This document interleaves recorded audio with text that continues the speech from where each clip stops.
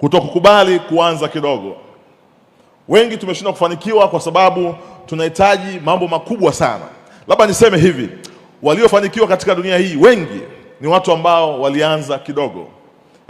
Mtumishi wa Mungu, sijui unapitia changamoto gani, sijui uko katika hatua gani ya maisha, lakini nikupe shime ya kwamba ukianzia hapo ulipo, inawezekana ngazi ya pili uioni, lakini nikwambie, ukiwa na tumaini, kama vile Musa wakati anapita katika bahari ya Shamu, Bwana alivyomuuliza, umeshika nini mkononi? Akasema, nimeshika fimbo.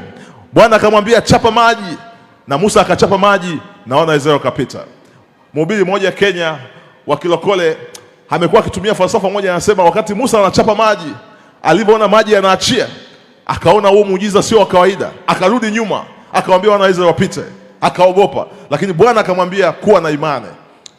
Inawezekana katika masaa ya jioni una fimbo, yaani maisha yako huoni nuru mbele, lakini nikutie moyo, ukimtegemea Mungu na ukiamua kuchukua hatua moja mbele, Bwana anaweza akakufanikisha na ukawa baraka kwa kanisa.